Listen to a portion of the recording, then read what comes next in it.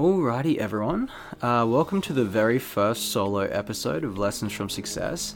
Now, today's going to be just a little bit different from our regular show, as we won't be having anyone on. I'll just be basically going over all the things that I've learned so far and some of the most important takeaways I think there's been from the previous episodes, just in case you haven't been tuning in the entire time. Basically, we've had a chat to some of the most successful entrepreneurs and business people within Australia, and they've just had some great insights about what you should do to get your company started and some of the things that you can do to sort of prevent failure as much as possible and really just get in there and get your success fast-tracked. So I thought we'd go over a little bit of that sort of stuff this episode.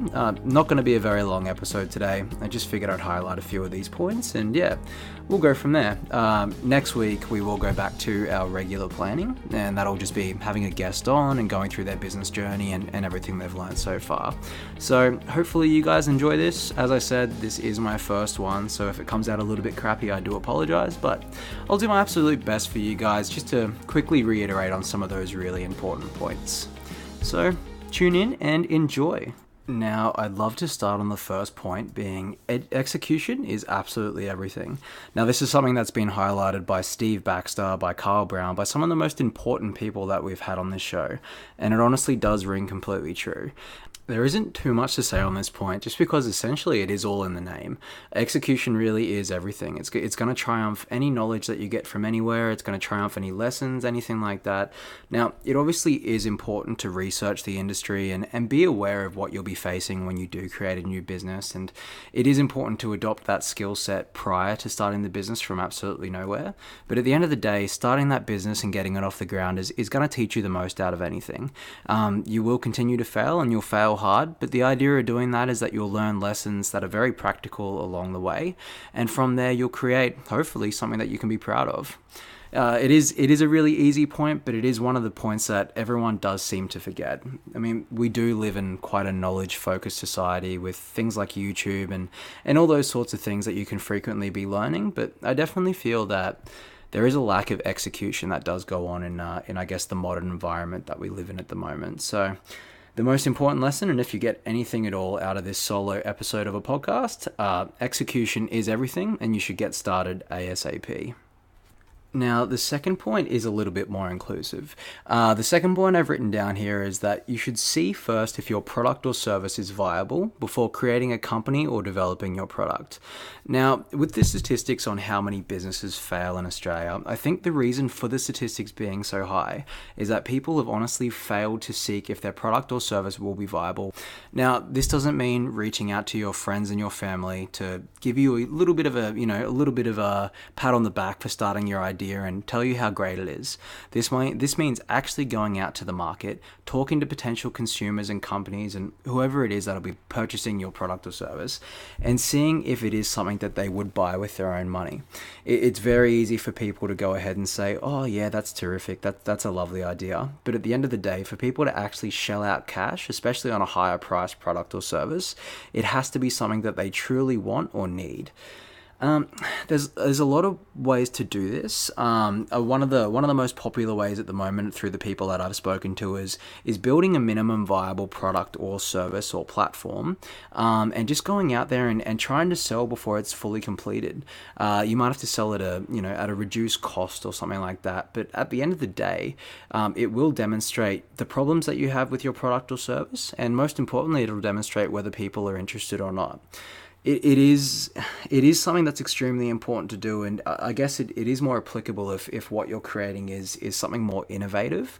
But at the end of the day, even if you're niching down on a product that is already quite popular, I would definitely recommend seeing if people are interested in the product or service that you're offering. As an example, I mean, I could build something similar to a YouTube or Facebook platform or whatever it may be, and people will be like, oh yeah, that's terrific, like I'd love to get on that, blah, blah, blah, blah, blah. But at the end of the day, Facebook, YouTube, they do have the master share, and really to pull people from those platforms, you would either need to niche quite substantially, or you would need to develop a completely different product with a different feel, or something that YouTube or Facebook is lacking. Probably not the best analogy in the world, but I'm just trying to help you see the point of creating that product and making sure there is viability there for the market.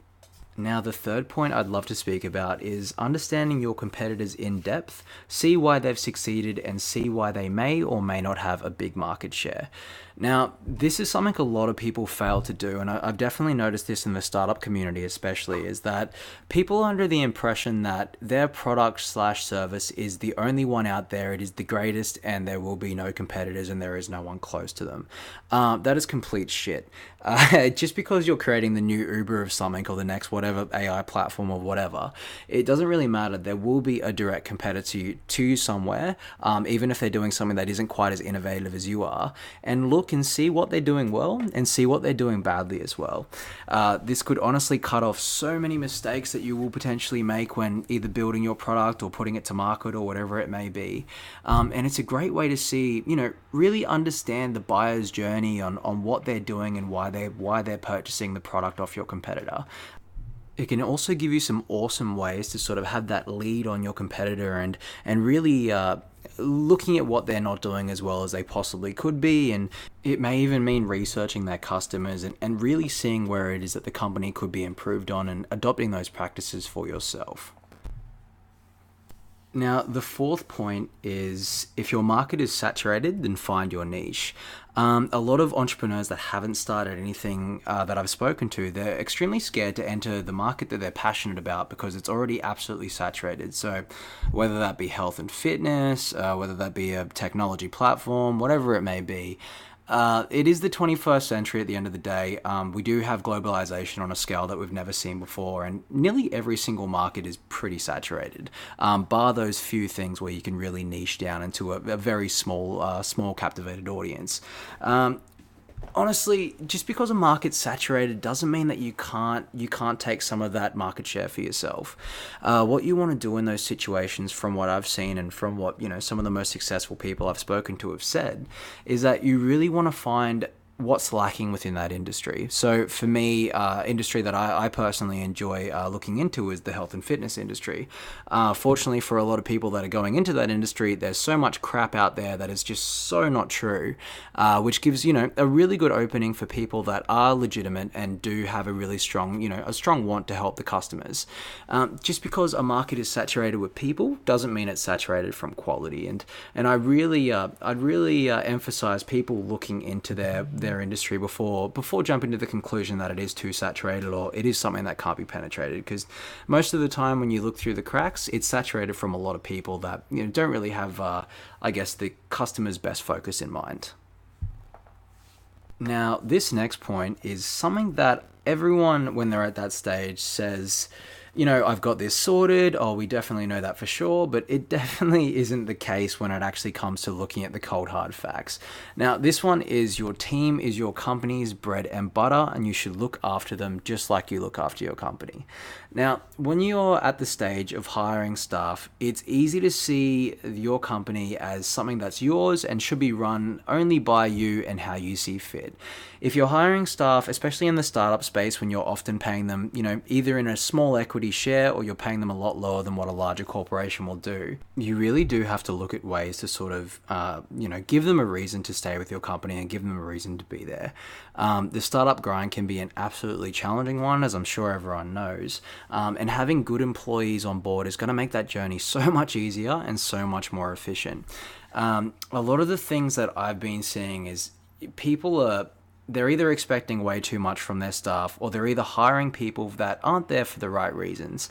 If you're creating a business that's a high on the priority list of a passion project for you or whatever it may be, most of the time you'll need to find people with similar passions that'll be able to follow it through.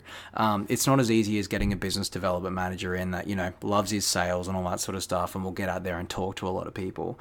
You have to really find someone that's going to be an advocate for the company and really stick through thick and thin, because a lot of the time it's really not going to be that easy journey that they're used to, especially if they're being more involved in the corporate world. On top of that as well, to have the burden fall back onto the founders of the company, which it always should, you really do have to make sure that you treat these staff like family. They really are going to be the reason that you fail or succeed. You're never, very rarely is there going to be a company that can be run by a 1-2 man show. It's just never going to happen. So if you kind of set that expectation that you'll treat your staff from day dot as best as you possibly can, and essentially give them as much opportunity as you possibly can as well, it really creates a company culture from the bottom up, that it's just a pleasant place to work, and that can give you the competitive edge over a bigger corporation or something like that, and that way you can secure better talent without having to worry about not being able to pay them as much as one of your competitors or something along those lines. So it did go off on a little bit of a tangent there, but I think the overall message of that point is that your team is really the company's bread and butter. At the end of the day, you should treat them how you'd like to be treated in that role, and treat them with the understanding that they're coming into a startup or they're coming into a smaller company to work, usually to gain more experience, or that they're passionate about what you're there for. So you definitely should treat them accordingly and give them as much opportunity as you can, and be willing to hand over some of the work and listen to others' opinions. I guess would be my biggest takeaway from that one. Now, this next one is a little bit controversial, and I know it does depend on the industry that you're in, but Carl Brown and I spoke about this, and it is that sales and marketing is key, and you're not producing revenue, you don't have a business. Now, I know cash burn is extremely high in tech startups and so on and so forth, and you might not be generating any revenue because the platform's still being developed, blah, blah, blah, blah, blah. But at the end of the day, if you don't have any revenue coming in, as far as I'm concerned, you don't have a business. And the reason I say that is you need to get creative in the startup space, especially in tech, and you need to look at potentially selling out licenses, whatever it may be. I mean, use your brain here. But you do need to look at ways to generate revenue, even in the earlier stages of your business. Carl and I spoke about, some of the crazy valuations that people have put in their company before they've gotten their first contracted sale. And just because you've put in a lot of cash burn and your idea is good, doesn't mean it's going to be either commercially viable, nor is it going to be picked up by any industry whatsoever. When Instagram first came out, so like those sorts of things, most people looked at the idea and thought, hey, that's complete crap, not really something I'd ever be interested in. And now it's a multi-billion-dollar company. At the end of the day, I know a lot of people say this, but you can have as good an idea as any, but if you're not going to be able to market it correctly, you're not going to be able to sell it correctly, then your idea may as well be nothing. I can't really offer too much more insight than that, just because it is really industry dependent. That being said, though, hiring a sales and marketing team or getting people with that background knowledge in, whether it be for consulting, whether it be a close friend, whatever it may be, it's definitely something that you should do earlier in the process, even when you're in the development phases. Kind of ties in a little bit to the seeing if your product is commercially viable or not. Just get out there, get selling. Offer people offer people access, early access, whatever it may be, discounted rates, whatever it is, but get out there, make sure your sales and marketing are on point, and make sure you sell those products as best as you possibly can. Now, this point is always a little bit of fun, and that is, it goes against what a lot of people seem to be doing in this day and age. It seems like as soon as they build a minimum viable product, or they, first market sale, whatever it may be, people jump straight in and look for investors. Now, I know a lot of the time you do need to have investors because the cash burn is so high and so on and so forth, but a really interesting point was brought to me through, once again, Carl Brown, and what he was saying is, investors killed his first business, and the reason for that is that investors want what they put in. They want their money back, and they want a premium on that money that they put in, because that's their job, which is completely fair call. And you got to understand from an investor point of view, then that's how it has to go. But being a company that's basically ruled by investors really does limit what you can and can't do, and how you can innovate and perfect your products, and so on and so forth. And it can be, number one, it can bring the fun out of your business business and out of your passion project. And number two, it's one of those things where just because you get a lot of money injected doesn't necessarily mean that the business is going to grow. And now what it's doing is it's putting numerous restrictions on you and further pressure to perform. Whereas, without them, you may be able to go at your own pace. You may be able to wait for a better sale, a better contract deal, whatever it may be. And I think it's really wise words. We seem to have created a bit of a space. I think it's pretty much global at this stage, where you create your contract. You get investors as soon as you possibly can. You get more sales. You build your market cap, but at the end of the day, this just isn't the most viable option for a founder. This isn't what people should be jumping into wanting to do. And it seems like for a lot of people, the long-term goal is to get investors on board and then just sell out. And I definitely think it's important to have an exit strategy within your business, 100%. But on the flip side of that, wouldn't you rather have a larger equity piece or as high equity piece as you possibly can? And then that way, through the process, you're able to keep doing business as you want. And you can run your business as you see fit. And then that way, at the end of the day, when you do sell out, you'll have a larger piece for yourself, and it hasn't been an absolute chore to try and impress people the entire way through. That being said, I do understand, of course, as mentioned previously, that if you do need investors, you do need investors at the end of the day. So if that is the case and you are seeking investment, I would highly recommend looking for people that are not just keen to invest in your business, but keen to invest in you. And that means that they aren't just seeing you as a cash cow, that they're seeing you as someone that, has a long-term career there. And, well, I shouldn't say long-term career, has a long-term basis there at the company. And, they really believe in what you're doing and where your passions lie. Of course, that can be easier said than done to find them, but at the end of the day, I honestly believe that it's worth waiting to find the right person to invest in the business. Now, on to the last and probably the most important point apart from execution. Do you wake up in the morning excited? And what would you be doing if you won the lotto? Now, these are two things that I really love talking about with people, especially when it comes to talking about their business. Because at the end of the day, if it isn't something you love or it's not something that's waking you up every morning excited, you're probably in it for the wrong reasons. And when I say the wrong reasons, and what I've noticed a lot of the time along the way is that most people are in it for the money situation, and realistically, the statistics on that are that it probably won't end up coming. So if it's not getting you out of bed every morning excited, then I'd really take a good, long, hard look at what you're doing, and maybe a job in corporate's for you, or maybe some other means of finding finances are for you. But startups aren't exactly something where you can create a unicorn overnight and make millions of dollars. It's a very long, slow process, and most of that time you're pretty bootstrapped, aka broke.